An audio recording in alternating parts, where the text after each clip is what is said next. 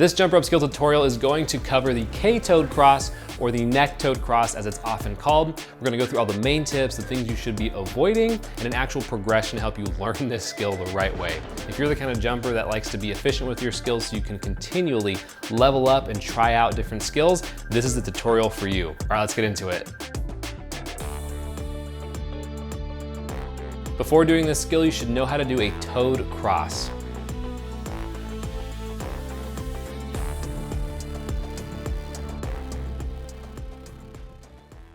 So the K-toed or neck-toed is a cross where one arm goes underneath your leg like a normal toed cross, but the other arm that's usually on top in a regular toed actually goes up behind your neck, and it's kind of tricky to get into this position. Now in a perfect world, your body would be completely upright, your head would be completely up, and you would have perfect shoulder flexibility to get your arm behind your head. But for most of us, that is not the case. So having a slightly tucked head is totally fine, but you still want to make sure that you're keeping your upper body as upright as possible. You really want to make sure that you keep your knee up and you pull your knee up real high during this cross so you can get into that toed position, and you should hold your knee up longer than you think is necessary. That way you can actually get out of the cross easily and you have enough time to exit the K-toed. You also will probably use a rope that's a little bit longer than the one that you typically use for your freestyle skills. This will help you give a little bit extra room to get into this cross, since we are moving our hands up a lot higher than we normally do with crossing skills.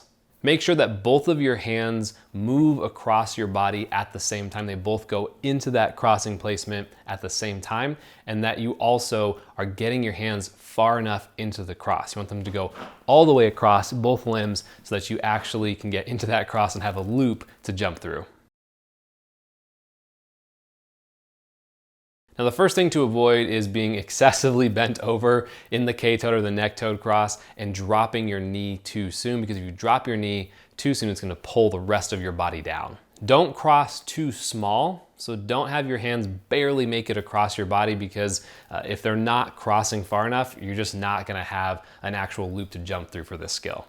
Don't forget to keep turning the rope with the hand that's behind your head. You don't wanna go into this cross and only have one hand turning. So make sure that you do not stop turning with the hand that goes behind your neck. And you don't wanna use a rope that is too short. Using a rope that's too short for this skill, and you'll know if you try to do this cross and it's slapping you on the knee or the shins, that's too short. And you wanna make sure you add some length to that so you're not consistently missing for reasons that are related to the rope length.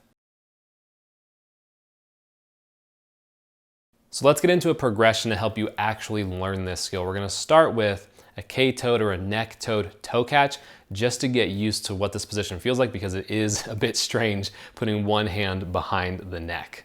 Once we've done the K-toed toe catch, we'll move on to the next step of this progression, which is doing an actual jump in the K-toed position and then finishing with a K-toed toe catch.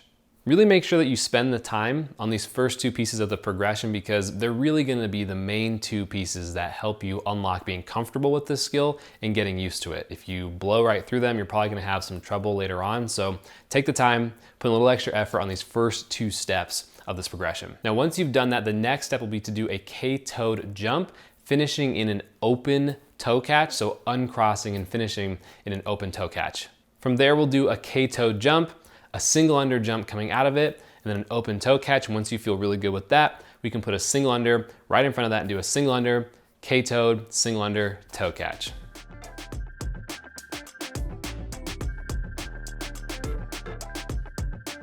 If this tutorial helped you with the K-toed cross, make sure you send it off to a friend that you think might also enjoy it as well. If you like these tutorials, you should subscribe to the channel, because there are a bunch more tutorials coming in the future. If you have any questions at all, let me know down in the comments or hit me up over on Instagram at Nate_KG. All right, we'll see you in the next jump rope skill tutorial.